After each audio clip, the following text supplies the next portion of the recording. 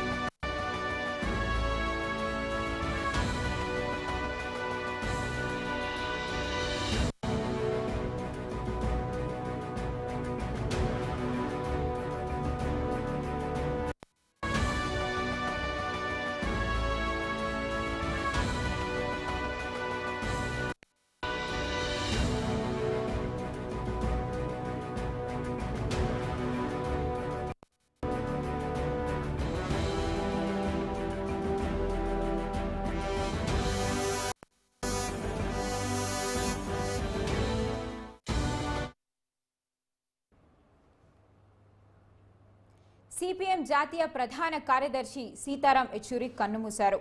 Delhi AIIMS లో చికిత్స పొందుతూ ఆయన తుది శ్వాస విడిచారు.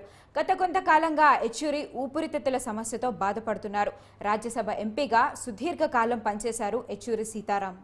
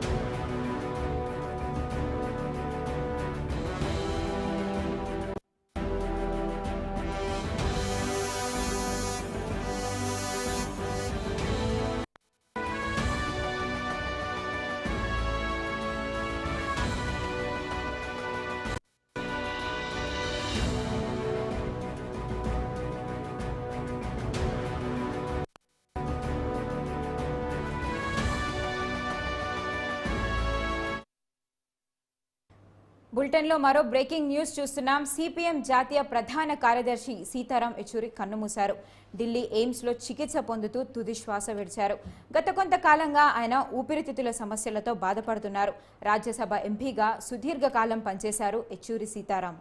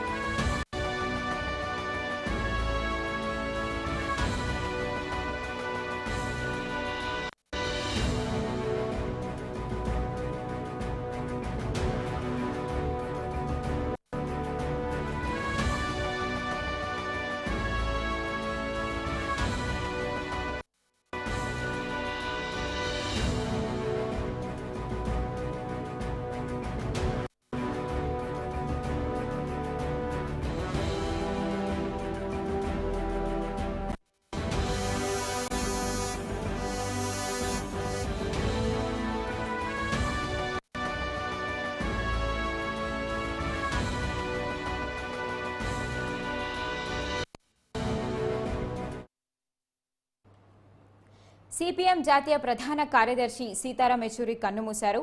ఢిల్లీ ఎయిమ్స్లో చికిత్స పొందుతూ ఆయన తుది శ్వాస విడిచారు. ఆయన గత కొంతకాలంగా ఊపిరితిత్తుల సమస్యలతో బాధపడుతున్నారు. ఇక ఇదే అంశానికి సంబంధించి మరింత సమాచారం మా ప్రతినిధి పవన్ అందిస్తారు. పవన్, మీ దగ్గర ఉన్న అప్డేట్స్ ఏంటి? సో మొత్తానికి భారత రాజకీయాల్లో ఇంకొక సీనియర్ నేత కనుమరుగైపోయారు అని చెప్పొచ్చు. వామపక్ష దిగ్గజం సిపిఎం జాతీయ ప్రధాన కార్యదర్శి సీతారాం యెచూరి 72 ఏళ్ల వయసులో ఆయన కన్నుమూశారు. గత కొంతకాలంగా శ్వాసకోశ సంబంధిత సమస్యలతో బాధపడుతున్నటువంటి ఆయన ఢిల్లీలో ఉన్నటువంటి ఎయిమ్స్ ఆసుపత్రిలో గత కొంతకాలంగా చికిత్స పొందుతున్నారు. చికిత్సకి మెరుగైనటువంటి చికిత్స అందుతోంది, ఆయన కూడా రెస్పాండ్ అవుతున్నారు అని ఈనాళ్ళు డాక్టర్లు ప్రకటించినప్పటికీ ఈ రోజు మరింత అనారోగ్యానికి గురవడంతో చివరి శ్వాస ఆయన మధ్యాహ్నం విడవడం జరిగింది. గత 19 నుంచి కూడా ఆయన హాస్పిటల్లోనే ఉన్నారు. ఎయిమ్స్ వైద్యులు ఆయనకి వెంటిలేటర్ అమర్చి చికిత్స అందించడం ఇదంతా కూడా మనం చూస్తూనే ఉన్నాం. సీతారాం యెచూరి 1952 ఆగస్టు 12న చెన్నైలో జన్మించారు. ఆయన తల్లిదండ్రులు ఆంధ్రప్రదేశ్ లోని కాకినాడకి చెందినవారు. చెన్నైలో పుట్టిన ఆయన హైదరాబాద్ లో విద్యాభ్యాసం చేసి చిన్నతనం నుంచే రాజకీయాల పట్ల మక్కువ పెంచుకొని రాజకీయాల వైపు ఆకర్షితులయ్యి అనేక మంది ఉద్దండులతోటి కలిసి ఆయన పనిచేశారు. Communist party of India Marxist విభాగానికి సంబంధించి ఆయన జనరల్ సెక్రటరీగా ఆయన పనిచేస్తూ ఉన్నారు.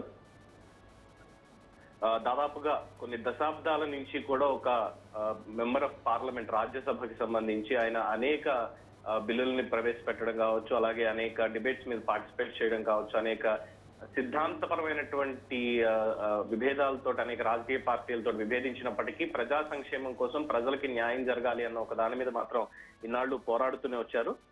అలాగే రాజ్యసభలో ఆయన దాదాపు 1992